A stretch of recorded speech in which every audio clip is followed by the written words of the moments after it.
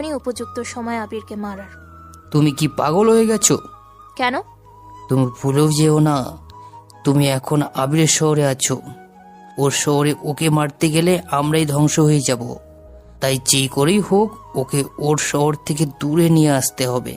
কিন্তু কিভাবে?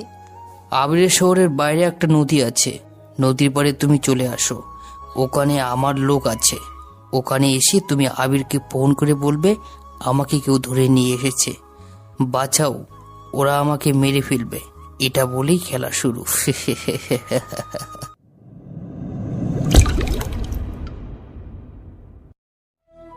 ভার্সিটির ভিতরে যাওয়ার সময় আবিরের পথ আটকায় দারোয়ান। এই এই কোথায় যাচ্ছ?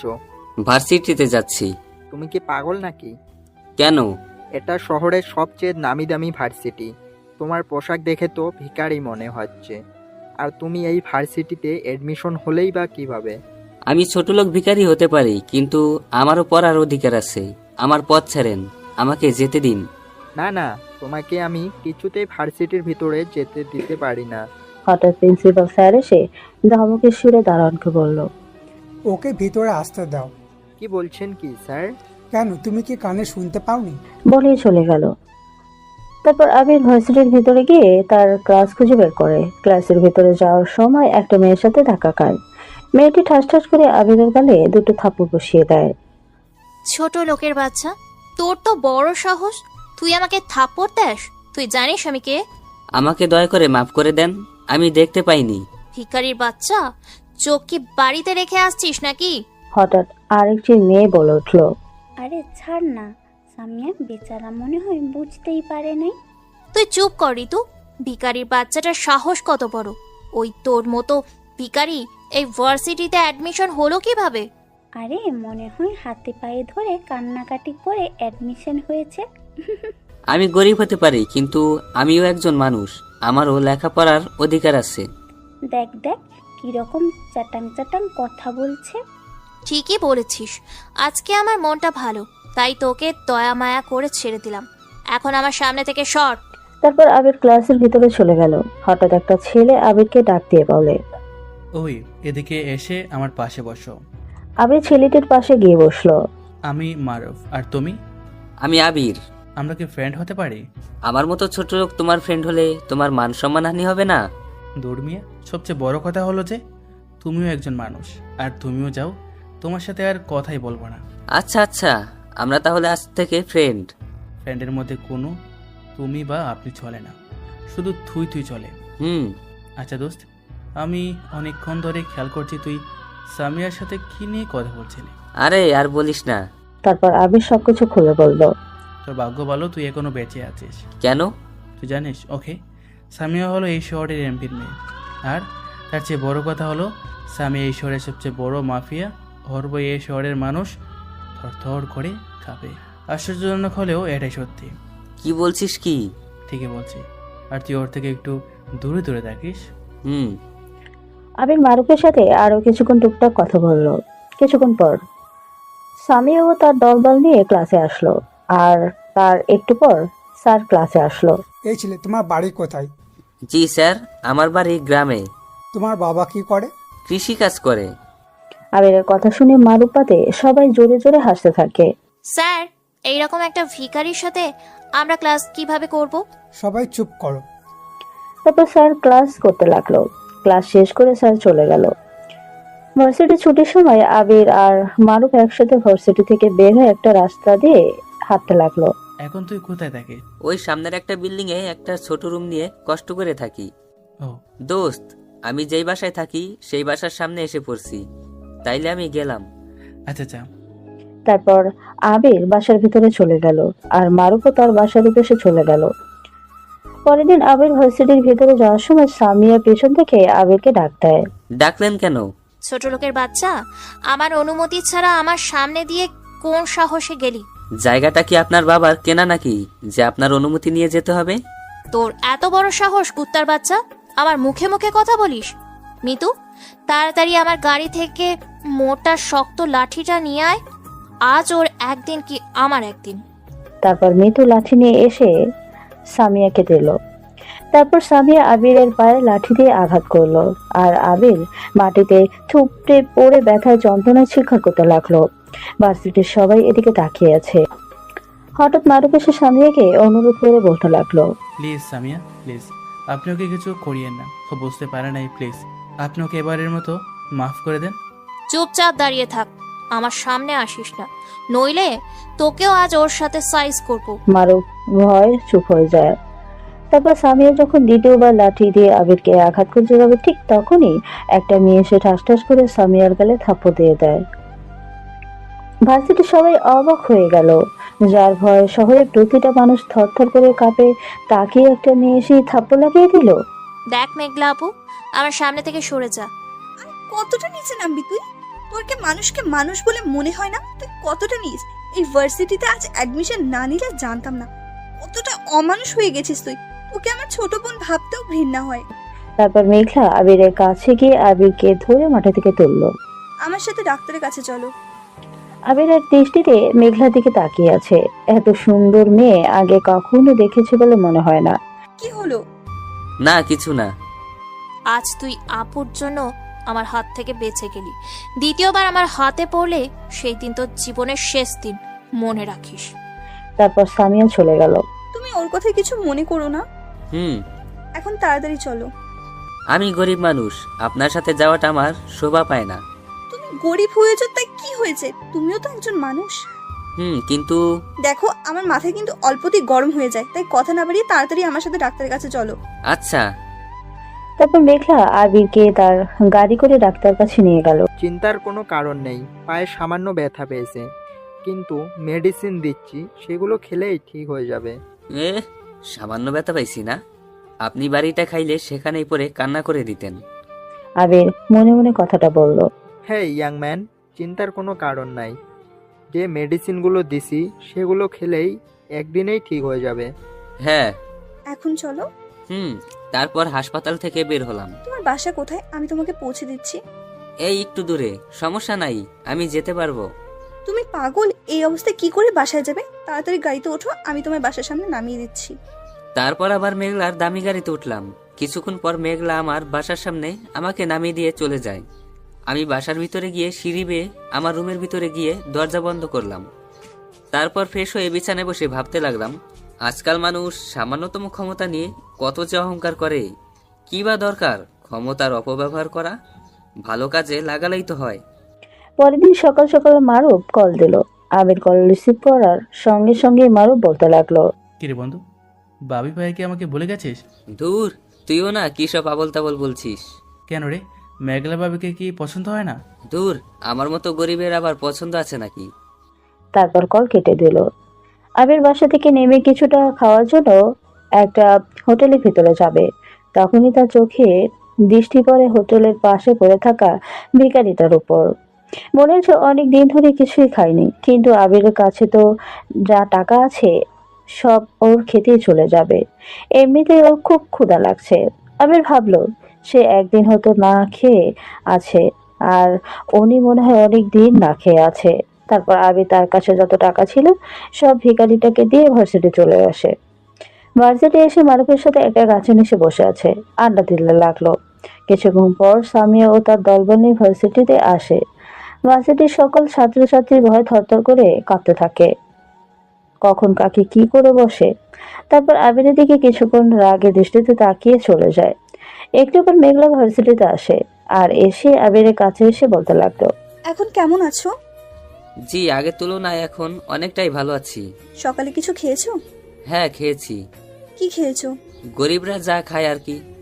মিথ্যে কথা কেন বলছো? তুমি কিছুই খাওনি। কই, খাইছি তো। দেখো, আমি কিন্তু সবটা দেখেছি, তাই আমার কাছে অযথা মিথ্যে বলে কোনো লাভ নেই। আবির কিছু বললো না। চলো আমার সাথে। কোথায়? ওই তোরে আসতে বলছি, তুই আসবি, এত কথা বলস কেন? আরে যা না আবির। আবির তারপর বাধ্য হয়ে মেঘলার গাড়িতে উঠলো, আর মেঘলা ড্রাইভ করছে। কিছুক্ষণ পর একটা বড় রেস্টুরেন্টে গাড়ি থামায়। তারপর মেঘলার সাথে রেস্টুরেন্টের ভিতরে গেল। কি খাবে? আপনার ইচ্ছা। মেঘলা তারপর অনেকগুলো দামি দামি খাবার অর্ডার দিল। কিছুক্ষণ পর ওয়েটার খাবার দিয়ে গেল। কি হলো, খাচ্ছ না কেন? আবিরের এমনিতেই পেটে প্রচুর খিদে, তাই আর না করতে পারলো না। তারপর খাওয়া শুরু করে দিল। আর মেঘলা আবিরের দিকে এক দৃষ্টিতে তাকিয়ে আছে। আবিরের খাওয়া শেষ হলে মেঘলা বিলটা দিয়ে আবিরকে তার গাড়ি করে ভার্সিটি নিয়ে আসলো। তারপর দুজনেই একসাথে কথা বলতে বলতে ক্লাসে গেল। তাদেরকে একসাথে দেখে সামিয়া রাগে ফুঁসছে। তারপর আবির মারুফের পাশে গিয়ে বসলো আর মেঘলা তার সিটে গিয়ে বসলো। তোদেরকে হ্যাপি মাইছে। কাদের? আরে তোর আর মেঘলা বাবির কথা বলছি। তোর মুখে কি কোনো ভালো কথা আসে না? দোস্ত, আমার মনে হয় তোকে মেঘলার পছন্দ হয়েছে। আমার মতো গরিব রে আর মেঘলার মতো বড় লোক এমপির মেয়ে পছন্দ করবে? হাসাইলি রে, হাসাইলি। আরে প্রেম ভালোবাসা আবার ধনী গরিব আছে নাকি? কিছুক্ষণ পর স্যার ক্লাসে আসলো আর ক্লাস করাতে লাগলো। এভাবে একের পর এক ক্লাস শেষ হয়ে যায়। ভার্সিটি ছুটির সময় মেঘলা আবিরকে পেছন থেকে ডাক দেয়। ওই শোনো, জি বলেন। তোমার নাম্বারটা দাও তো। কেন? কেন মানে? দিতে বলেছে দিবি। 0158168। ঠিক আছে, যাও। একটা কথা বলবো? কি বলো? আপনি সব সময় রাগ দেখিয়ে কথা বলেন কেন? মেঘলা চোখ বড় বড় করে তাকিয়েছে আবিরের দিকে। আস্তে আস্তে এগোতে লাগে। কি হলো? আমার দিকে এভাবে আসছেন কেন? মারবেন নাকি? তোমার সাথে রাগ দেখিয়ে কথা বলতে আমার ভালো লাগে তাই। তারপর মেঘলা তার গাড়ি নিয়ে চলে যায়। যাক, বাঁচা গেল। তারপর আমিও আমার বাসায় চলে গেলাম। এভাবেই আস্তে আস্তে আমার আর মেঘলার সম্পর্ক ঘনিষ্ঠ হতে থাকে। একদিন ভার্সিটিতে আমি আর মেঘলা হেসে হেসে কথা বলছি, আর হঠাৎ কোথা থেকে যেন স্বামী এসে ঠাস ঠাস করে আমার গালে কষে দুটো থাপ্পড় বসিয়ে দেয়। ওই কুত্তার বাচ্চা, শালা ছোট লোকের বাচ্চা, অনেকদিন ধরে দেখতেছি তুই একটু বেশি আপুর সাথে মেলামেশা করছিস। মেঘলা ঠাস ঠাস করে সামিয়ার গালে দুটো থাপড় বসিয়ে দেয়। আপু, তুই এই ছোট লোকের জন্য আমাকে মারলি? হ্যাঁ, আমি ওর সাথে কথা বলে তোর কি? তোর এত জলে কেন? আমার জন্য আপনাদের মাঝে ঝগড়া সৃষ্টি হয়েছে। আমি চলে যাচ্ছি। ওই দাঁড়াও, এক পা বাড়িয়েছো তো তোমার পা ভেঙে দিব। আবির ভয়ে চুপসে দাঁড়িয়ে থাকলো। তোকে যেন আর ওর আশেপাশে না দেখি সামিয়া। সামিয়ার রাগ দেখে সেখান থেকে চলে যায়। আমার জন্য কেন আপনার বোনের সাথে ঝগড়া করলেন? কেন, তুমি কি সত্যি কিছু বোঝো না? কি? কিছু না, এখন ক্লাসে চলো। হ্যাঁ চলো। তারপর ক্লাসে চলে গেল। ভার্সিটি ছুটির পর আবির আর মারুফ রাস্তা দিয়ে হেঁটে হেঁটে যাচ্ছে। আচ্ছা, একটা কথা বলবো? আরে বেটা, তাড়াতাড়ি বল। আমি না যখন আমার চোখের পাতা বন্ধ করি, তখন শুধু মেঘলার মায়া ভরা মুখটা আমার চোখের সামনে ভেসে ওঠে। সবসময় মেঘলার কথাই মাথার মধ্যে ঘুরপাক খায়। আমি বুঝতে পারছি না, কিন্তু কেন? আরে ভাই, তুই তো মেঘলার প্রেমে পড়ে গেছস। কি বলস? কি? ঠিকই বলছি। একটা কাজ কর, কালকে তুই মেঘলাকে প্রপোজ করবি। আচ্ছা ঠিক আছে, প্রপোজ করার পর যা হবে দেখা যাবে। তারপর আবির তার বাসায় চলে গেল আর মারুফ তার বাড়ির উদ্দেশ্যে চলে গেল। পরের দিন ভার্সিটিতে আবির একটা গাছে নিচে বসে বসে শুধু মেঘলার কথাই ভাবছে। হঠাৎ মেঘলা এসে বলতে লাগলো। কি ভাবছো বসে বসে? কই কিছু না তো। কিছু তো একটা ভাবছো, বলো কি ভাবছো? একটা কথা বলবো? হ্যাঁ বলো। আবির তারপর মেঘলার সামনে হাঁটু গেড়ে বসে বলতে লাগলো। আমি আসমানের পরী কখনো দেখিনি, কিন্তু জমিনে পরীর চেয়েও সুন্দর কাউকে দেখেছি। সেটা হলো তুমি। তোমাকে যখন আমি প্রথম দেখেছি, তখন থেকেই তোমাকে যত্ন করে রেখেছি আমার মনে। বলে বোঝাতে পারবো না তোমাকে কতটুকু ভালোবাসি, কিন্তু ভালোবাসার জন্য নিজের জীবন দিতেও রাজি। ভালোবাসি তোমায়। বলেই দিল এক দৌড়ে ভার্সিটি থেকে সোজা বাসায় চলে আসলো। তারপর আবির এক সপ্তাহ আর ভার্সিটি যায়নি। এই এক সপ্তাহে মেঘলা অনেকবার কল দিলে রিসিভ করেনি। আবির আজ এক সপ্তাহ পর ভার্সিটিতে যাচ্ছে। ভাগ্যে কি আছে কে জানে। ভার্সিটিতে আবিরকে দেখতে পেয়ে মেঘলা টেনে জোর করে তার গাড়িতে উঠিয়ে মেঘলা ড্রাইভ করতে থাকে। মেঘলা দিকে ভালো করে খেয়াল করে দেখলো, চোখের নিচে কালো দাগ পড়ে গেছে, অনেকটাই শুকিয়ে গেছে। মনে হচ্ছে ঠিক মতো খাওয়া দাওয়া করে নাই হয়তো। কিন্তু আবিরকে কোথাও নিয়ে যাচ্ছে, মেরে ফেলবে নাকি? আবির বলল। এই কোথায় নিয়ে যাচ্ছ? মেঘলা কিছুই বলল না। কিছুক্ষণ পর একটা নির্জন জায়গায় গাড়ি থামিয়ে আবিরকে গাড়ি থেকে টেনে নামিয়ে মেঘলা ঠাস ঠাস করে আবিরের গালে থাপড় বসিয়ে দেয়। থাপ্পড়টা খুব জোরেই লাগছে। ওই মারলেন কেন? এক সপ্তাহ কেন ভার্সিটিতে আসিস নাই? তোকে কল দিছে কিন্তু রিসিভ করস নাই কেন? তোর জন্য কত চিন্তায় ছিলাম আমি। যদি তোর কিছু হয়ে যেত তাহলে আমি কি নিয়ে বাঁচতাম? মানে? ওই দিন দৌড় দিয়ে চলে কেন গেছিলি? যদি আমাকে মারধর করতেন তাই ভয়ে দৌড় দিছিলাম। ভয় পাস তাহলে প্রপোজ কেন করলি? তোমায় ভালোবাসি তাই। সেদিন আমার কথাগুলো শুনে যেতি তাহলে আজ তোকে থাপ্পড়গুলো শুধু শুধু খেতে হতো না। কেন? আমিও ভালোবাসি। কাকে? তোমাকে। সত্যি? হ্যাঁ। তারপর থেকে আবির আর মেঘলার প্রেম খুব ভালোভাবেই চলতে থাকে। একদিন আবির ভার্সিটিতে গিয়ে একটা গাছের নিচে বসে মেঘলার জন্য অপেক্ষা করতে থাকে। কিছুক্ষণ পর সামিয়া আবিরের কাছে এসে বলল। এই, তোর গ্রামের বাড়িতে কে কে আছে? হঠাৎ সামিয়ার মুখে এমন প্রশ্ন শুনে চমকে যায় আবির আর কাঁপা কাঁপা গলায় বলল, কেন? তোকে বলতে বলেছি, চুপচাপ বলবি। শুধু আমার বাবা মা। ও, ভালো। আর এখন থেকে তুই সব সময় আমার সামনে সামনে থাকবি, অর্থাৎ সব সময় আমার চোখের সামনে থাকবি। কে কার চোখের সামনে থাকবে? হঠাৎ মেঘলা এসে বলল। মেঘলা, তুমি এসেছো? আর এখন তুমি এখান থেকে একটু যাও। কেন? যেতে বলেছে, যাও। আবির তারপর সেখান থেকে ক্লাসে চলে গেল। সেখান থেকে আবির যাওয়ার পর মেঘলা সামিয়াকে বলল, ওর দিকে নজর দিস না, চোখ তুলে ফেলবো। আজকাল তুই একটু না অনেক বেশি ওর সাথে মেলামেশা করছিস আপু। ওকে আমি ভালোবাসি, ওর সাথে মেলামেশা আমি করব না তো কে করবে? সামিয়া কিছু বলছে না। ওর দিক থেকে তোর কোন নজরটা সরিয়ে ফেল। কথাগুলো বলেই তারপর মেঘলা ক্লাসে চলে গেল। আবিরকে আমি না পেলে তোকেও পেতে দিব না আপু। তারপর সামিয়া তার দলের বিশ্বস্ত লোক রাফিকে ফোন দেয়। হ্যালো ম্যাডাম, বলেন। কালকে যেই ছেলেটার ছবি তোমাকে পাঠিয়েছিলাম তাকে আজকেই দুনিয়া থেকে সরিয়ে দাও। আচ্ছা ম্যাডাম, আপনি কোনো চিন্তা করবেন না, কাজ হয়ে যাবে। সামিয়া তারপর কল কেটে দিয়ে হাসতে থাকে। ভার্সিটির ছুটির পর আবির মেঘলার সাথে কিছুক্ষণ কথা বলে আবির একটা নির্জন রাস্তা দিয়ে তার বাসার উদ্দেশ্যে যাচ্ছে।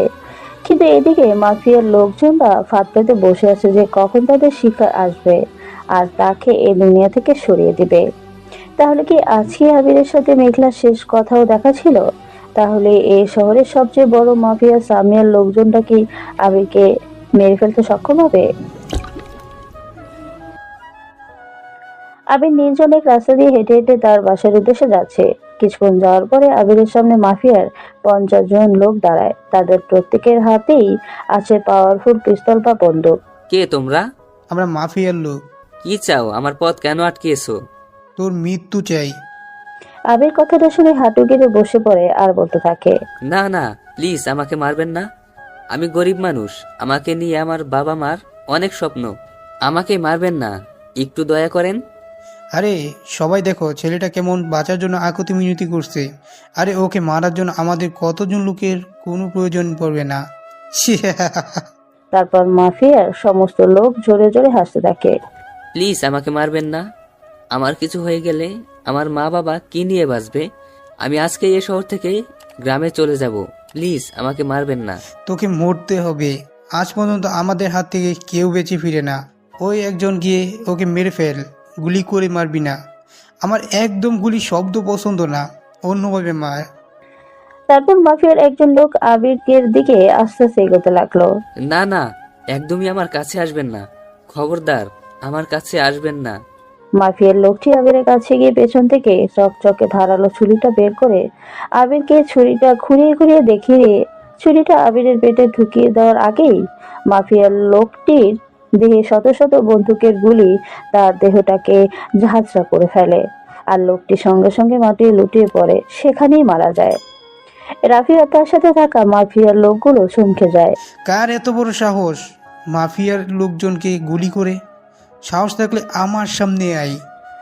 কিন্তু সেখানে আবির ছাড়া আশেপাশে আর কেউ কি দেখতে পায় না। হঠাৎ আবারও বন্দুকের গুলি রাফির পেছনে থাকা সমস্ত মাফিয়ার লোকের দেহ ভেদ করে ফেলে আর তারা সবাই মাটিতে লুটিয়ে পড়ে। সেখানেই সবাই তাদের জীবন হারায়। রাফি আবার অনেক ভয় পেয়ে যায়।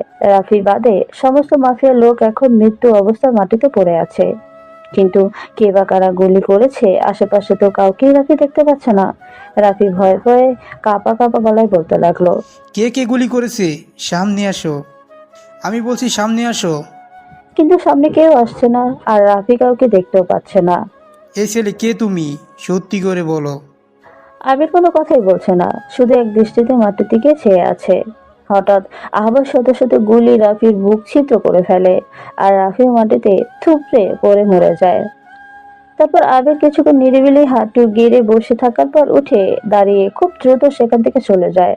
আবিরের যাওয়ার পর সেই নির্জন রাস্তা দিয়ে একজন লোক যাচ্ছিল আর লোকটি সর্বপ্রথম মাফিয়ার লোকদের লাশগুলো দেখতে পায়, আর তার থেকে আস্তে আস্তে খবরটা শহরের প্রতিটা কোনায় কোনায় ছড়িয়ে পড়ে যে কারা যেন মাফিয়ার অনেকগুলো লোকদের মেরে ফেলেছে। শহরের জুড়েই হইচই পড়ে যায়। এদিকে সামিয়া তো পুরো মাথা খারাপ। কার এত বড় সাহস হয়েছে আমার লোকদের মারতে? এমনকি আমার বিশ্বস্ত লোক রাফিকেও ছাড়ে নাই। এই সাফি, সাফি, জি ম্যাডাম, বলেন। সমস্ত লোকজনকে নিয়ে শহরের প্রত্যেকটা কোনায় কোনায় খোঁজ নিয়ে দেখো আমাদের লোকজনকে কে মেরেছে, কে এত বড় সাহস দেখিয়েছে, আর কাউকে সন্দেহ হলে সেখানেই তাকে মেরে দিবে। আচ্ছা ম্যাডাম। তারপর সাফি মাফিয়ার সমস্ত লোকজনকে নিয়ে আস্তানা থেকে বেরিয়ে পড়ে। সামিয়ার মাথায় রাগ প্রায় চরম পর্যায়ে, কিছুতেই নিরিবিলি বসে থাকতে পারছে না। রাতে খুব স্বাভাবিকভাবেই আবির মেঘলার সাথে কিছুক্ষণ কথা বলে ঘুমিয়ে পড়ে। পরের দিন আবির ভার্সিটিতে গিয়ে দেখে সবার মুখে শুধু একই কথা, মাফিয়ার অনেকজন লোককে কারা যেন মেরে ফেলেছে। কিছুক্ষণ পর মারুফ এসে আবিরকে বলতে লাগলো, কি রে দোস্ত, খবর শুনছিস? মাফিয়ার অনেকজন লোককে কারা যেন মেরে ফেলেছে। ও, আজকে সামিয়ার মাথা খুব গরম, কেউ বয়ে সামিয়ার আশেপাশে দিয়ে যাচ্ছে না। ও আচ্ছা। কিছুক্ষণ পর সামিয়া ভার্সিটিতে এসে আবিরের দিকে প্রচন্ড রাগের দৃষ্টিতে তাকায়। মরার তো আবিরের কথা ছিল, কিন্তু আমার লোকেরা কেন মরলো? কে বা কারা মারছে? তারপর সামিয়া ক্লাসে চলে যায়। দোস্ত, খেয়াল করেছিস সামিয়া তোর দিকে কেমন রাগের দৃষ্টিতে তাকিয়েছিল? হুম। একটু পর ভার্সিটিতে একটা কালো রঙের গাড়ি এসে থামে, আর গাড়ি থেকে মেঘলা নেমে এসে আবিরের কাছে গিয়ে বলতে লাগলো, এখন থেকে তুমি সবসময় আমার চোখের সামনে থাকবে। এখন থেকে প্রতিদিন তোমাকে আমি ভার্সিটিতে নিয়ে আসবো, আর ভার্সিটি ছুটি হলে তোমাকে তোমার বাসায় পৌঁছে দিব। কিন্তু কেন? সেটা তুমি না জানলেও চলবে। এখন চুপচাপ ক্লাসে চলো। তারপর ক্লাসে চলে গেলাম। ভার্সিটির ছুটির পর মেঘলা তার গাড়ি করে আমাকে আমার বাসায় পৌঁছে দিয়ে চলে যায়। এদিকে শহরের সমস্ত জায়গায় খুঁজে কোনো প্রমাণ পেল না মাফিয়ার লোকজনরা। তাহলে কি মাফিয়ার এতগুলো লোকের মৃত্যু রসে হয়েই থাকবে? পরের দিন মেঘলা আবিরের বাসার সামনে গাড়ি নিয়ে অপেক্ষা করতে থাকে। কিছুক্ষণ পর বাসা থেকে আবির বের হয়ে মেঘলার গাড়িতে ওঠে। এতক্ষণ লাগে আসতে? হুম। তারপর মেঘলা গাড়ি ড্রাইভ করতে থাকে আর বলতে লাগলো, কালকে ভার্সিটিতে অনেক বড় একটা অনুষ্ঠানের আয়োজন করা হবে। কিসের জন্য? দেশের টপ বিজনেসম্যান আসবে, তার জন্য। তুমি কি তাকে কখনো দেখছো? দেখি নাই, কিন্তু ওনার নাম সব মানুষের অন্তরে অন্তরে রয়েছে। উনি মানুষের বিভিন্ন বিপদে সবসময় পাশে থাকে। অনেক বড় মনের মানুষ তিনি। তিনি কোনোদিনও অহংকার করে নাই। তিনি মানুষের ঘরে ঘরে গিয়ে মানুষকে বিভিন্ন ধরনের সাহায্য করেছেন। ওনার বয়স কম হলেও কাজ করে অনেক বড় বড়। ওনার ব্যাপারে যা বলবো সবই কম মনে হবে। ওনার মতো মহান মানুষকে দেখার আমার খুব ইচ্ছে। ও। তারপর মেঘলা ভার্সিটিতে এসে গাড়ি থামায়। গাড়ি থেকে আবির নেমে দেখে আজকে থেকে অনুষ্ঠানের আয়োজন করা হচ্ছে। আজকে আর ক্লাস হবে না, চলো কোথাও ঘুরে আসি। হ্যাঁ চলো। তারপর আবার গাড়িতে উঠলাম। তারপর গাড়ি দিয়ে বিভিন্ন জায়গায় ঘুরে বেরিয়ে মেঘলা আমাকে আমার বাসায় পৌঁছে দিয়ে চলে যায়। পরের দিন মেঘলা এসে আবিরকে গাড়ি করে ভার্সিটিতে নিয়ে যায়। গাড়ি থেকে নেমে দেখি কি সুন্দর করে সাজিয়েছে। ওই স্টেজে চলো, ওখানে আমার সাথে থাকবে। না না, এ হয় না। আমার মতো ছোট লোক স্টেজে সবার সামনে তোমার পাশে দাঁড়িয়ে থাকলে সবাই কি বলবে? যে যাই বলুক, তুমি আমার সাথে থাকবে ব্যাস। না প্লিজ, আমি থাকতে পারবো না।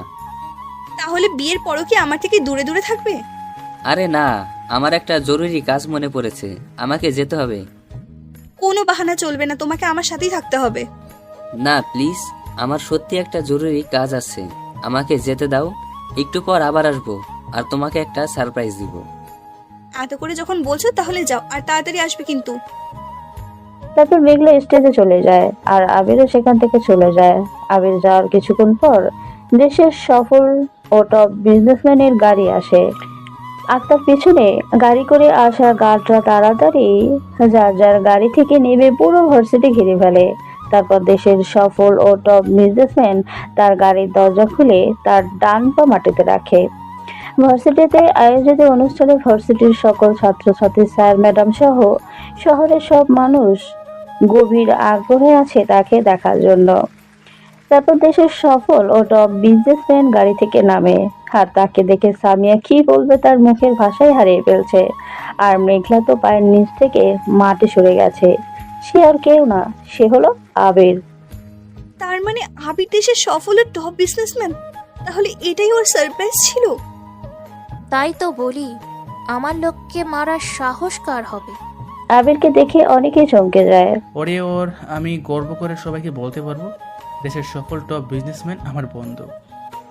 তারপর আবির আস্তে আস্তে হেঁটে হেঁটে স্টেজের দিকে যাচ্ছে আর সবাই এক দৃষ্টিতেই তাকিয়ে আছে।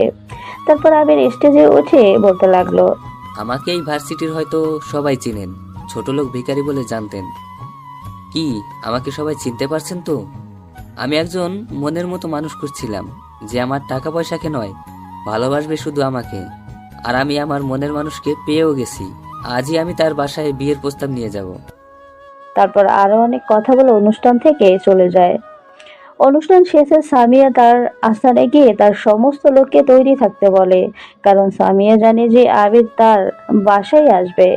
আবিরকে মারা এত সহজ হবে না, তাই সামিয়া অন্য শহরের বড় মাফিয়া মনির খানের সাহায্য নেয়। তোকে নিয়ে আমার মনের মধ্যে ভালো লাগার সৃষ্টি হয়েছিল আবির, কিন্তু তুই যখন আমার হবি না, তাই তোকে আর কারোর হতে দিব না। সন্ধ্যার পরে সামিয়া আর মনির খান প্রায় 300 লোককে নিয়ে রাস্তার মাঝখানে দাঁড়িয়ে আছে। ওদের একটাই লক্ষ্য আবিরকে পৃথিবী থেকে সরিয়ে দেয়া। কিছুক্ষণ পর আবির মেঘলাদের বাড়ির উদ্দেশ্যে রওনা দিলে মাঝ রাস্তায় এসে দেখে মাফিয়ার লোকজন দেয়াল হয়ে দাঁড়িয়ে আছে আর তাদের সামনে সামিয়া ও মনির খান দাঁড়িয়ে আছে। অতএব আবির মাঝ রাস্তায় গাড়ি থামালো। মনির খান বলতে লাগলো, কার এত বড় সাহস হয়েছে যে মাফিয়ার লোকদের মারে? সাহস থাকলে গাড়ির থেকে বেরিয়ে আয়, তোর কত বড় কলিজা সেটা আজ দেখবো। তার মতো মারবো তোকে, শালা গাড়ির থেকে বেরিয়ে আয়।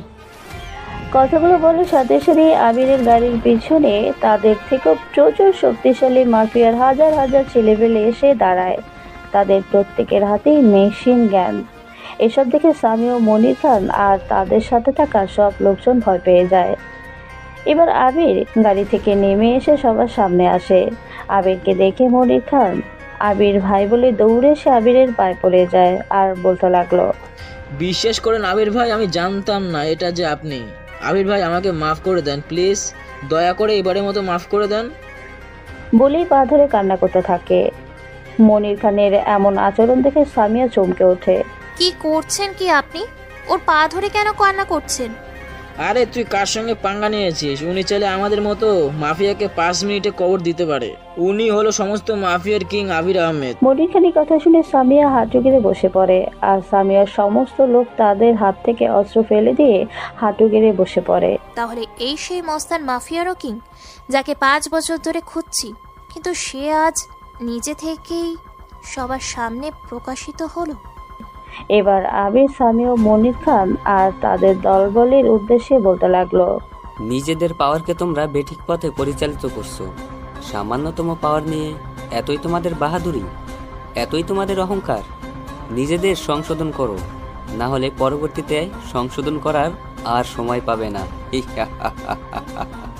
কথাগুলো বলে আবির তার গাড়ি করে মেঘলাদের বাসার উদ্দেশ্যে যেতে লাগলো আর আবিরের পেছনে থাকা মাফিয়ার হাজারো ছেলে পেলে আবিরের গাড়ির পেছনে পেছনে যেতে লাগলো। আবির মেঘলাদের বাসায় এসে মেঘলার মা বাবার সাথে কথা বলে বিয়ের দিন তারিখ ঠিক করে চলে যায়।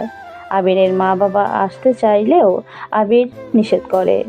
একেবারে বিয়ে করে বউ নিয়ে যাবে, এটাই আবির তার মা বাবাকে বলেছে। আস্তে আস্তে বিয়ের দিন এসে পড়ে। অবশেষে ধুমধাম করে মেঘলা আর আবিরের বিয়ে হয়ে যায়। তারপর আবির তার সব থেকে দামি গাড়ি করে মেঘলাকে আবিরের বাসার উদ্দেশ্যে নিয়ে যেতে লাগলো। আবিরের গাড়ির পেছনে অনেকগুলো গাড়িতে আবিরের গার্ডরা আবিরের গাড়ির পেছনে পেছনে যেতে থাকে। মেঘলা, একটা কথা বলার ছিল যেটা তুমি এখনো জানো না। কি এমন কথা গো? আমি সমস্ত মাফিয়াদের কিং। কি? হ্যাঁ, কিন্তু তুমি কখনো আমাকে ভুল বুঝে চলে যাবে না তো, বলো? তোমাকে কি ভালোবেসেছে ছেড়ে যাওয়ার জন্য নাকি? তারপর আবিরের গাড়ি তার শহরের ভিতরে ঢুকে আর আশেপাশে সব মানুষ আবিরের গাড়ির উপরে ফুল ছিটিয়ে দিতে থাকে। মেঘলা গাড়ির জানালা দিয়ে বাইরে তাকিয়ে মুগ্ধ হয়ে যায়। কি সুন্দর শহরটা। একটু পর একটা বিরাট বাড়ির সামনে গাড়ি থামে। তারপর গাড়ি থেকে আবির আর মেঘলা নামে। আবিরকে দেখতে পেয়ে আবিরের আম্মু আবিরকে জড়িয়ে ধরে বলতে লাগলো, বাবা তুই ঠিক আছিস তো? আম্মু, আমি একদম ঠিক আছি। তারপর মেঘলাকে দেখিয়ে বললাম, আম্মু, এ হলো মেঘলা, আমার বউ। আসো বৌমা, ভেতরে আসো। যাও মেঘলা, আম্মুর সাথে ভিতরে যাও। তারপর মেঘলা আম্মুর সাথে বাসার ভিতরে চলে গেল, আর আমি আব্বুকে বলতে লাগলাম, আব্বা, নবাবজাদা বলেন। এত সুন্দর করে বাড়িটা সাজানোর কি দরকার ছিল? সাজাবো না মানে? আমার একমাত্র ছেলের বিয়ে বলে কথা। শহরের শেষ প্রান্ত থেকে বাড়ি পর্যন্ত সাজিয়েছি, দেখিস নাই? দেখেছি তো। এখন বাড়ির ভিতরে যাবে না বাইরে দাঁড়িয়ে থাকবি? চলো। তারপর বাড়ির ভিতরে চলে গেলাম। তারপর সোজা ছাদে উঠে আকাশের দিকে তাকিয়ে থাকলাম। হঠাৎ পিছন থেকে কে যেন আমার মাথার মধ্যে থাপ্পড় মারলো। পিছন ফিরে দেখি আমার মামাতো বোন লিজা। পাজি তুই? অনেক রাত হয়েছে, বাসার ঘরে না গিয়ে এখনো ছাদে কি করছিস? তারা দেখছি। কই তারা? আকাশের দিকে তাকিয়ে দেখ। তারপর লিজা যখন আকাশের দিকে তাকায়, তখন আমি লিজার মাথায় একটা থাপ্পড় দিয়ে দিলাম এক দৌড়। তোরে শুধু একবার পাই, এখন থেকে আমারে তোর ভাবির কাছে পাবি। তারপর বাসর ঘরে সারিয়া আকাশের দিকে তাকিয়ে আছে। হালকা হালকা বাতাসে সামিয়ার চুলগুলো এলোমেলো ভাবে উঠছে। দুফোঁটা চোখের জল সামিয়ার চোখ থেকে গড়িয়ে পড়ে। জীবনে কাউকে মনের অজান্তেই ভালোবেসে ফেলেছিলাম, কিন্তু সে আমার হলো না। দীর্ঘ 5 বছর ধরে মাফিয়ার কিংকে খুঁজছিলাম, আর আজ তাকে পেয়েও গেছি। কিন্তু আফসোস, তুই যদি আমার হতি তাহলে কোনো রকম তোকে বাঁচিয়ে রাখতাম, কিন্তু তুই তো আমার হলি না। তোকে বাঁচিয়ে রেখেও আমার কোনো লাভ নেই, বরং ক্ষতিই হবে। তারপর সামিয়া আরাফাত ভাইকে ফোন দেয়। হ্যাঁ সামিয়া বলো। সমস্ত মাফিয়াদের কিংকে খুঁজে পেয়ে গেছি।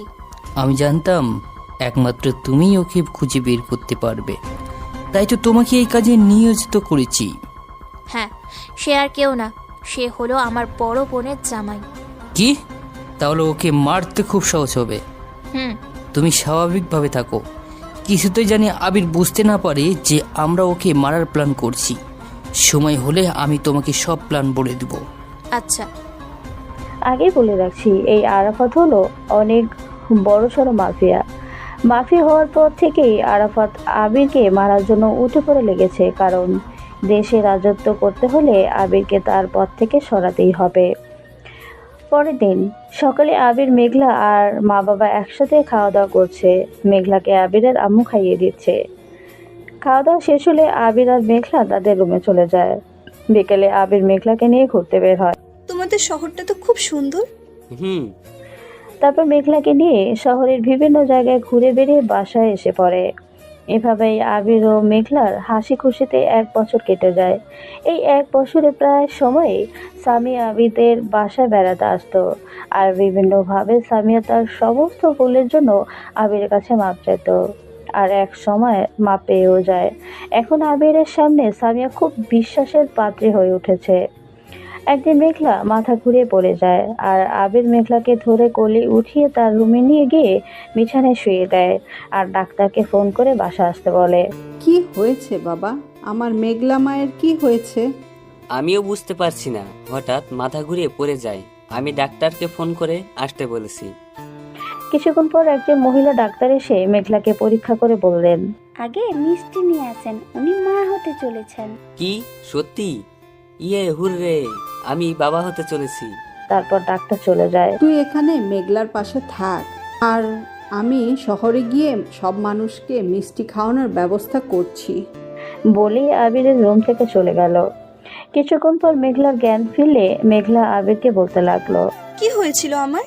আমি মেঘলার কপালে একটা চুমু দিয়ে মেঘলার কানে কানে বললাম, তুমি মা হতে চলেছো। কি সত্যি? আজ থেকে তুমি ঘরের কোনো কাজ করতে পারবে না, শুধুই রেস্টে থাকবে, কেমন? খবর শুনে স্বামী আবিদের বাসায় এসে আবিরকে দেখতে পেয়ে বলতে লাগলো, দোলা ভাই, আরে পেট নিয়ে এসে পড়েছে যে। আপনার সাথে আর কথা বলবো না, আপনি আবার আমাকে পেতনি বলছেন। আচ্ছা আর বলবো না। আপু কই? উপরের রুমে আছে।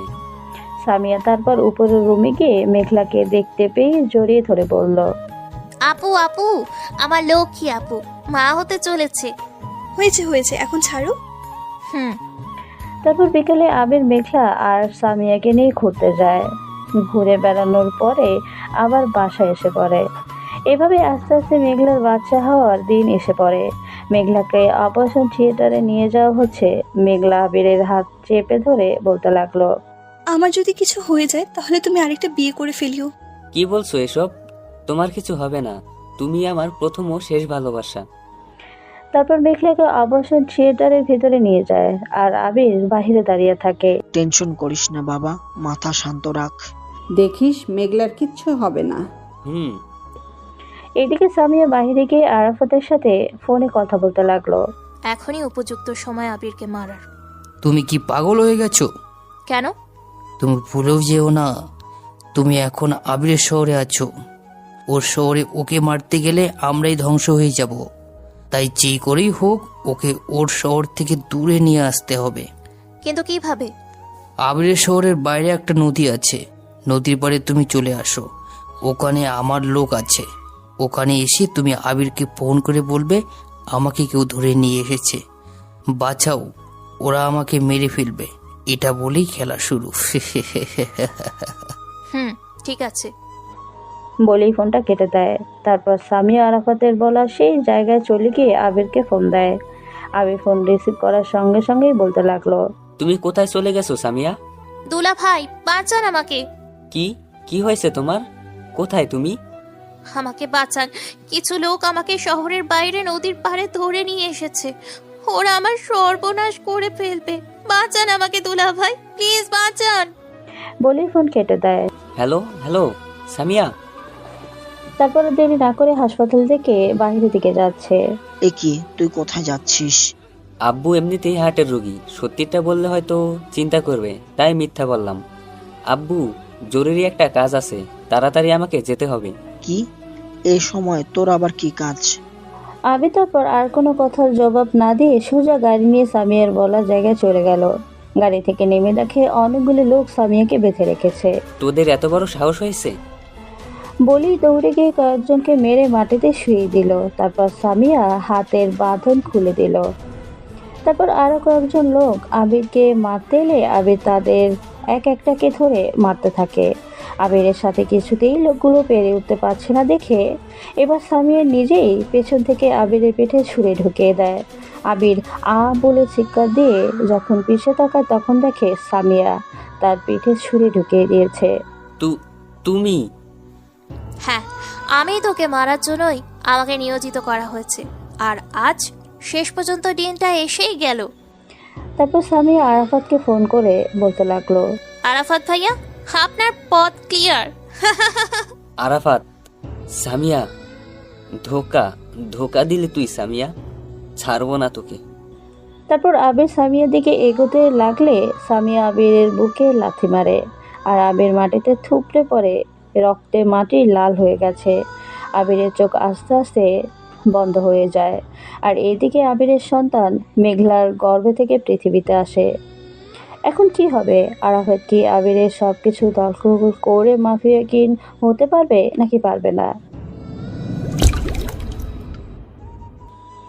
তারপর স্বামী ওখান থেকে চলে গেল। আস্তে আস্তে সমস্ত লোক চলে গেল। হঠাৎ আকাশ থেকে টপটপ ফোঁটা ফোঁটা পানি আবিরের দেহে পড়তে শুরু করলো। এদিকে হাসপাতালে আবিরের আব্বু আম্মু আবিরের জন্য অনেক টেনশনে আছে। এখনো আবির কেন আসছে না?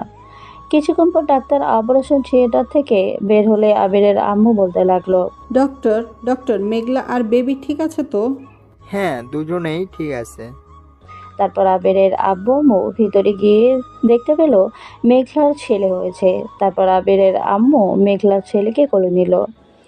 কিছুক্ষণ পর মেঘলার জ্ঞান ফিরে আবিরকে দেখতে না পেয়ে বলতে লাগলো, আম্মু, আবির কোথায়? আমরাও কখন থেকে ওকে খুঁজছি, কখন যে হসপিটাল থেকে চলে গেছে, এখনো আসছে না। ওকে ফোনে পাচ্ছি না। আব্বু, ওর কোনো কিছু হয়ে যায়নি তো? আরে তুমি টেনশন করো না, ও ঠিকই চলে আসবে। ওগো, তুমি একটু খুঁজে দেখো না। আচ্ছা, আমি দেখছি। তারপর আবিরের আব্বু হাসপাতাল থেকে বের হয়ে সামিয়াকে দেখতে পেয়ে বলতে লাগলো, সামিয়া, তুমি কোথায় চলে গেছিলে?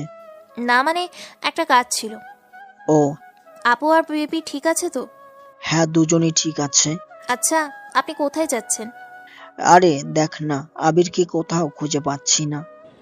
সামিয়া বিড়বিড় করে বলল, ওকে আর পৃথিবীতে খুঁজে পাবেন না। কিছু বললে নাকি? না না, কিছু বলি নাই। তাহলে আমি যাই।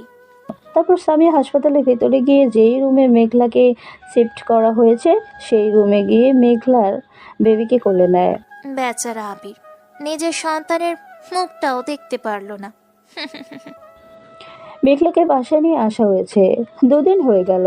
এই 2 দিনে মেঘলার মা বাবা এসে মেঘলাকে দেখেও চলে গেছে, কিন্তু স্বামী এখনো যায়নি। 2 দিন হয়ে গেল, এখনো আবিরকে কোথাও পাওয়া যায়নি। মেঘলা তো কান্নাকাটি শুরু করে দিয়েছে। আবিরের আম্মু নানাভাবে মেঘলাকে সান্ত্বনা দিচ্ছে। আবিরের আব্বু আম্মু খুব চিন্তায় পড়ে যায়। পরের দিন একটা অ্যাম্বুলেন্স আবিরের বাসার সামনে এসে থামে। বাসার সামনে অ্যাম্বুলেন্স দেখে মেঘলা বাদে বাসা থেকে সবাই বের হয়ে বাইরে আসে। অ্যাম্বুলেন্সের ভিতর থেকে কয়েকজন লোক একটা লাশ বের করে।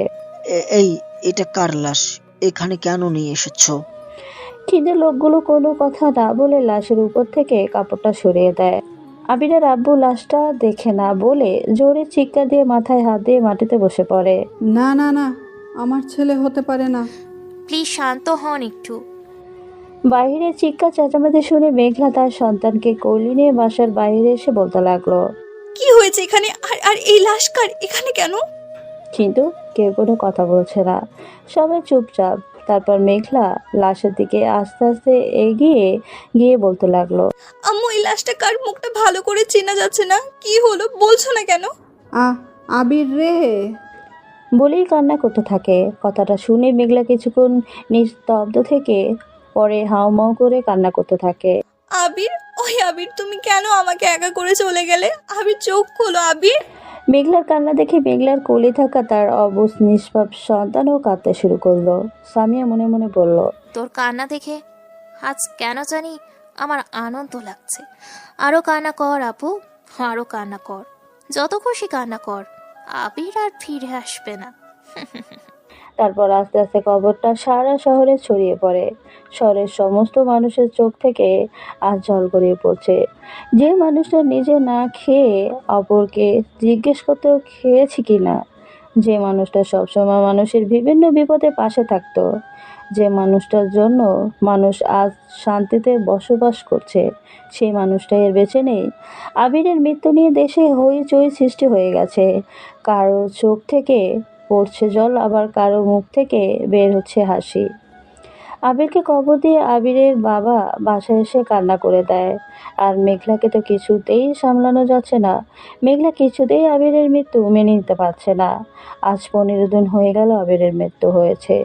দিনে দিনে আবিরের ব্যবসা ধ্বংসের দিকে যেতে শুরু করলো। আবির ছাড়া মাফিয়ার সব ছেলেপেলেরা ভেঙে পড়ছে, আর আরাফাত তার দলবল নিয়ে আবিরের লোকজনকে মারতে শুরু করে দিল। আবিরের নাম আরাফাত দেশ থেকে স্থায়ীভাবে মুছে ফেলতে চায়। এখন কেই বা আবিরের সমস্ত কিছুর দায়িত্ব নেবে? আবিরের শহরে আরাফাতের লোকজন এসে ভাঙচুর শুরু করে দিয়েছে। এদিকে আসিফ তাড়াতাড়ি করে আবিরের বাসায় যায়। আসিফ হলো আবিরের দলের একজন।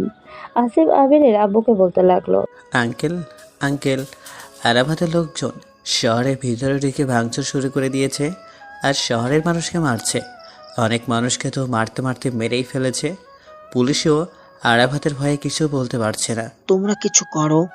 আবিরের মৃত্যুতে মাফিয়ার সমস্ত লোকজন ভেঙে পড়েছে, আর এই সুযোগেই অন্য মাফিয়ারা আক্রমণ করেছে। ইতিমধ্যেই আমাদের অনেক লোকেই মরে ফেলেছে। এইভাবে যদি আমাদের সব লোককে মেরে ফেলে তাহলে আরাফাতকে আর কেউ ঠেকাতে পারবে না। তারপরেও দেশে হত্যা, মারামারি ও বিভিন্ন ধরনের খারাপ কাজ শুরু করে দিবে, যা এতদিনে আবির থাকতে করতে পারে নাই। জানি না এখন কি হতে চলেছে। হঠাৎ মেঘলা তার রুম থেকে এসে বলতে লাগলো, আমি আবিরের সমস্ত কিছু দায়িত্ব নিতে চাই। কিছু বলছো কি তুমি? তুমি কি পাগল হয়ে গেছো নাকি? আবিরের একটা ইচ্ছে ছিল, ও এই দেশটাকে সবসময় শান্তিময় রাখতে চাইতো, কিন্তু আমি কি করে ওর এই ইচ্ছেটা অপূর্ণ রাখি? আপু তুই কি পাগল হয়েছিস? তুই চুপ করে থাক, কথা বলিস না। যেদিন আমি আবিরের খুনিকে খুঁজে পাবো সেদিন হবে ওর শেষ দিন। তারপর মেঘলা তার সন্তানকে আবিরের আম্মুর কাছে দিয়ে আবার রুমে গিয়ে আবিরের বন্দুকটা নিয়ে সে বলতে লাগলো, আমাকে আবিরের আস্তানে নিয়ে চলো আসিফ। জি ম্যাডাম, চলেন। তারপর মেঘলা গাড়ি নিয়ে আবিরের আস্তানে চলে গেল। আবিরের আস্তানে এসে মেঘলা সমস্ত মাফিয়া লোকজনদের বলতে লাগলো, এখন থেকে আবিরের সমস্ত দায়িত্ব আমি পালন করব। তোমরা সবাই তৈরি হও। আমাদেরকে হেরে গেলে চলবে না, আমরাই জিতবো। আমাদের শহরে আরাফাতের যত লোক ভাঙচুর করেছে তাদের সবাইকে মেরে গাড়ি করে আরাফাতের আস্তানায় ফেলে দাও। তারপর মেঘলার কথা অনুযায়ী মাফিয়ার সব লোকজন শক্তিশালী অস্ত্র নিয়ে শহরে থাকা আরাফাতের সব লোককে মেরে গাড়ি করে আরাফাতের আস্তানায় ফেলে দেয়। নিজের লোকের একসাথে এতগুলো লাশ দেখে চমকে যায় আরাফাত। কিছুক্ষণ পর মেঘলা আরাফাতের আস্তানায় যায়। মেঘলাকে দেখে আরাফাত বলতে লাগলো, আরে দেখো কে এসেছে আমাদের মারতে। বাঁচতে চাইলে এখান থেকে চলে যাও, নইলে তোমার আবিরকে যেভাবে মারছি তার থেকে ভয়ঙ্করভাবে তোমাকে মারবো। কিছুক্ষণ পর তোর মুখ থেকে আর হাসি বের হবে না, কিন্তু তোর চোখের পানি ঠিকই পড়বে। তারপর মেঘলা ইশারা দেওয়ার সাথে সাথেই হাজারো বন্দুকের গুলি আরাফাতের সমস্ত লোকের দেহ ভেদ করে ফেলে। আরাফাতের সমস্ত লোক মারা গেছে, শুধু আরাফাতই বেঁচে আছে। আরাফাত হাত জোর করে আর কান্না করতে করতে বলল, আমাকে মাফ করে দাও। মাফ আর তোকে ভুলেও না। তারপর মেঘলা আরাফাতের হাতের গুলি লাগার সাথে সাথেই আরাফাত জোরে চিৎকার দেয় আর আরাফাত হাত থেকে রক্ত পড়তে থাকে। প্লিজ প্লিজ আমাকে মেরো না, হাত জোর করে বলছি, আমাকে মাফ করে দাও।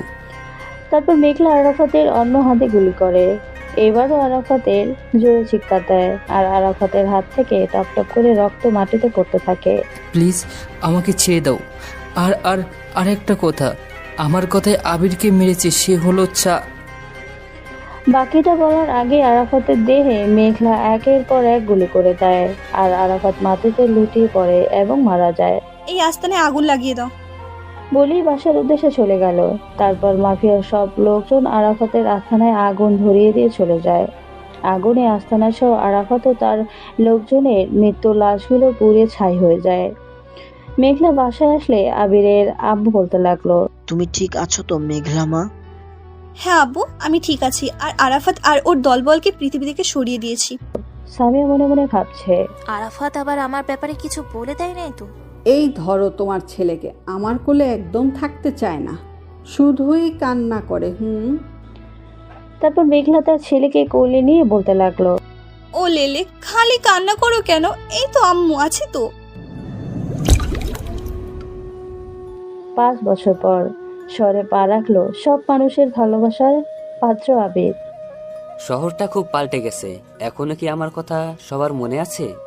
আম্মু কি আমার জন্য রোজ চোখের পানি ঝরায়? মেঘলার মনে কি এখনো আমি বেঁচে আছি? আমার সন্তান কি বেঁচে আছে না মরে গেছে? এসব ভাবছি আর আস্তে আস্তে সামনে এগোতে লাগলাম। হঠাৎ একটা লোকের সাথে ধাক্কা খেলাম। এই ভাই, চোখে দেখতে পারো না নাকি? না মানে খেয়াল করি নাই, মাফ করবেন। আরে সমস্যা নেই। আর আপনার মুখে কাপড় দিয়ে ঢাকা কেন? এমনি। ও আচ্ছা, একটা কথা বলবো? হ্যাঁ বলেন। আচ্ছা, এই আবিরটাকে কি করছেন কি আপনি? আবির ভাইয়াকে চেনেন না? না মানে আমি এই শহরে নতুন। আবির ভাই হলো এই শহরে মানুষের চোখের মনি। আবিরকে সবাই এক নামে চেনে, অনেক বড় মনের মানুষ তিনি। সে মারা গেছে কিন্তু এখনো আবিরের নাম মানুষের অন্তরে অন্তরে রয়েছে। আচ্ছা, ওর লাশটা কি আপনি দেখেছিলেন? হ্যাঁ দেখছি, কিন্তু আমি কিছুতেই বিশ্বাস করতে পারছি না যে ওটাই আবিরের লাশ ছিল। কারণ লাশটার দেহ আবিরের ব্যতীত সমস্ত জিনিস পাওয়া গেলেও কিন্তু তার মুখটা কিছুতেই চেনা যাচ্ছিল না। আর কিছু বলতে পারবো না, আমার একটা কাজ আছে, দেরি হয়ে যাচ্ছে। তারপর লোকটি চলে যায়। তার মানে এখনো সবার আমার কথা মনে আছে। আস্তে আস্তে সামনে গিয়ে দেখলাম অনেক মানুষজন লাইনে দাঁড়িয়ে আছে। আমি একটা লোককে জিজ্ঞেস করলে লোকটি বলল, এখানে গরিব লোকদের কাপড় দেওয়া হচ্ছে। কে দিচ্ছে? আবিবের স্ত্রী মেঘলা। মেঘলা? আমি এখন সবার সামনে আসতে পারবো না, তাই আমাকেও লাইনে দাঁড়াতে হবে। লাইনে দাঁড়ানোর আমার প্রধান কারণ হচ্ছে অনেক বছর পর মেঘলার মায়া ভরা মুখটা অনেক কাছ থেকে দেখা। আমার মুখটা কাপড় দিয়ে আরো ভালো করে ঢেকে লাইনে দাঁড়িয়ে পড়লাম। তারপর আমার সিরিয়াল যখন এলো, আমি আস্তে আস্তে হেঁটে হেঁটে মেঘলার সামনে গিয়ে মেঘলার দিকে তাকিয়ে রইলাম। কতদিন পর মেঘলার মায়া ভরা মুখটা দেখছি, আগের চেয়ে অনেকটা শুকিয়ে গেছে। হঠাৎ আমার চোখের দৃষ্টি পড়ল মেঘলার পিছনে থাকা মেয়েটি সামিয়ার উপর। প্রচন্ড রাগী চোখে সামিয়ার দিকে তাকিয়ে রইলাম। কি হলো, আপনি কাপড় নিচ্ছেন না কেন? তার কোনো দরকার নাই, যে কারণে লাইনে দাঁড়িয়েছিলাম তা হয়ে গেছে বলেই আমি সেখান থেকে চলে গেলাম। কে এই লোকটি কাপড় না নিয়ে চলে গেল? আরে ছাড় না, কোনো পাগল। গরিবের কাপড় দেওয়ার পর মেঘলা আর সামিয়া সেখান থেকে বাসা আসলে। মেঘলা 4 বছরের ছেলে জিসান দৌড়ে এসে মেঘলার কোলে উঠে বলতে লাগলো, আম্মু আম্মু, আমাদের বাসায় একটা নতুন কাজের লোক আসছে, আর কাজের লোকটা না খুব ভালো। তাই নাকি? আম্মু। তুমি ওপরের রুমে গিয়ে খেলা করো, যাও। তারপর জিসান উপরের রুমে চলে গেল। আম্মু আম্মু, কি হয়েছে মেঘলামা? বাড়িতে বলে নতুন কাজের লোক রাখছো? হ্যাঁ, ছেলেটা খুব ভালো। চিনা নাই জানা নেই আর অমনি একটা কাজের ছেলে বাড়িতে রেখে দিলে। আচ্ছা, ছেলেটি কই? ওকে ডাকো। ছেলেটি রান্নাঘরে রান্না করছে। তারপর আম্মু ছেলেটিকে ডাক দেওয়ার সঙ্গে সঙ্গে ছেলেটি রান্নাঘর থেকে আসে। মেঘলা কাজের ছেলেটিকে দেখে বলতে লাগলো, তোমাকে কেমন জানি চেনা চেনা লাগছে। এত কষ্ট করে নকলদারি মোষ লাগিয়ে ছদ্মবেশ নিলাম, তাও বলে চেনা চেনা লাগছে। আচ্ছা যাই হোক, যাও তুমি গিয়ে রান্না করো। তারপর মেঘলা তার রুমে চলে গেল। দুপুরে সবাই ডাইনিং টেবিলে বসে খাবার খাচ্ছে, আর আবির ডাইনিং টেবিলের একটু পাশেই দাঁড়িয়ে আছে। আবিরের আম্মু খাবার মুখে নিতেই কান্না করে দেয়। আপনি কান্না করছেন কেন? তোমার মতো আমার ছেলেও আমাকে মাঝে মাঝে রান্না করে খাওয়াতো। যত সব ঢং। আরে তোমার ছেলের রান্নাই এটা। সবার খাওয়া দাওয়া হলে যে যার রুমে চলে গেল, আর আবির সবার শেষে খেতে বসলো আর মনে মনে বলতে লাগলো, শেষ পর্যন্ত নিজের বাসায় ছদ্মবেশে কাজের লোক সেজে আসতে হলো। হঠাৎ একটা বাচ্চা ছেলে এসে আমাকে বলতে লাগলো, আঙ্কেল আপনি এখনো খাচ্ছেন? কিন্তু তুমি কে? আমি জিসান, এই বাড়ির নেতা। সবাই আমার কথা শুনে, এখন থেকে তুমিও আমার কথা শুনবে। কথা কানে গেছে? আচ্ছা, তোমার আম্মুর নাম কি? আমার আম্মুর নাম মেঘলা। তার মানে জিসান আমার ছেলে। আবির বাচ্চা ছেলেটার কথা শুনে কাঁদতে শুরু করলো। তারপর ডকডক করে এক গ্লাস পানি খেয়ে নিল। আবির খাওয়া ছেড়ে টেবিল থেকে উঠে জিসানকে জড়িয়ে ধরলো, আর তার চোখ থেকে ফোঁটা ফোঁটা পানি পড়তে লাগলো। রাতে আবির রান্না করা খাবারগুলো রান্নাঘর থেকে নিয়ে আসার জন্য রান্নাঘরে গিয়ে দেখে সামিয়া খাবারগুলোর মধ্যে কি যেন মেশানোর চেষ্টা করছে। আবির চিৎকার করে বলল, এই খাবারের সাথে কি মিশানোর চেষ্টা করছেন? কই কিছু না তো। তাহলে আপনি রান্নাঘরে কি করছেন? দেখছিলাম আর কি খাবারগুলো কেমন হয়েছে। দেখতে আসছেন না খাবারগুলোর মধ্যে কিছু মিশাতে আসছেন? মানে কি বলতে চাইছো তুমি? বলতে চাচ্ছি আপনি খাবারগুলোর মধ্যে কিছু মিশাতে যাচ্ছিলেন, কিন্তু আমি এসে পড়েছি বলে আপনি কিছু মিশাতে পারেন নাই, তাই তো? তোর এত বড় সাহস, আমাকে অপবাদ দিচ্ছিস? বলেই ঠাস ঠাস করে থাপ্পড় বসিয়ে দেয়, তারপর চলে যায়। কন্ট্রোল কন্ট্রোল, পরে শুধু আসলে সবকিছুর জবাব দিয়ে দিব। তারপর খাবারগুলো ডাইনিং টেবিলে সুন্দর করে সাজিয়ে দেয়। তারপর সবাই খাওয়া দাওয়া শেষ করে যার যার রুমে সে চলে গেল। তারপর আবিরও সবার শেষে খাবার খেয়ে তার জন্য যেই রুম থাকার ব্যবস্থা করা হয়েছে সেই রুমে গিয়ে ঘুমিয়ে পড়ল। পরের দিন মেঘলার ফোনে সামিয়ার সাথে কথা বলতেছে। কি রে, তুই কোথায়? আর জিসানকেও কোথাও খুঁজে পাচ্ছি না। জিসানকে আর খুঁজে পাবিও না, কারণ জিসান আমার কাছে। আরে আগে বলবি না? জিসানকে কোথাও না পেয়ে আমি কত ভয় পেয়ে গিয়েছিলাম। আগে পুরো কথাটা তো শোন। তোর ছেলে এখন আমাদের শহরে। যদি তোর ছেলেকে বাঁচাতে চাস তাহলে আমার আস্তানায় চলে আয়। আর তোর সাথে যদি কোনো মাফিয়ার লোকজন নিয়ে এসেছিস তাহলে তোর ছেলেকে সারা জীবনের মতো ভুলে যা। কি? না না সামিয়া, আমার ছেলের কোনো ক্ষতি করিস না। আমি এক্ষুনি তোর আস্তানায় আসছি। আড়াল থেকে আবির সব কথাগুলো শুনে ফেলে। তারপর মেঘলা ফোন কেটে দিয়ে তাড়াতাড়ি করে গাড়ি নিয়ে সামিয়ার আস্তানার উদ্দেশ্যে চলে যায়। কথাবার্তা শুনে যা বুঝলাম তার মানে আমার ছেলের বড় কোনো বিপদ আছে। আমাকে তাড়াতাড়ি করে সামিয়ার আস্তানে যেতে হবে, আর তার আগে আমাকে আমার আস্তানে যেতে হবে।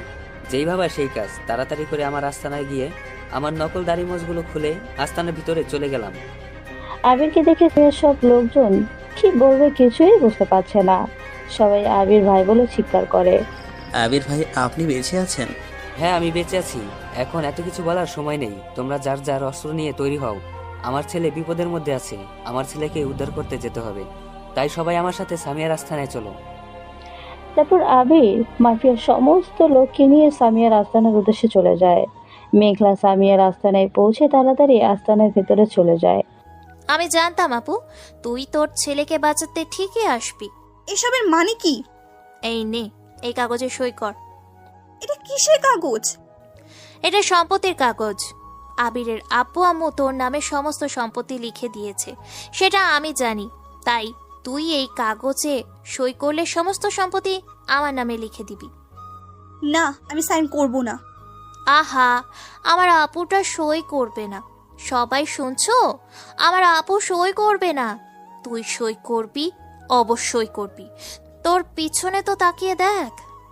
তারপর মেঘলা পেছনে তাকিয়ে দেখে জিসানের গলায় সামিয়ার একজন লোক ছুরি ধরেছে।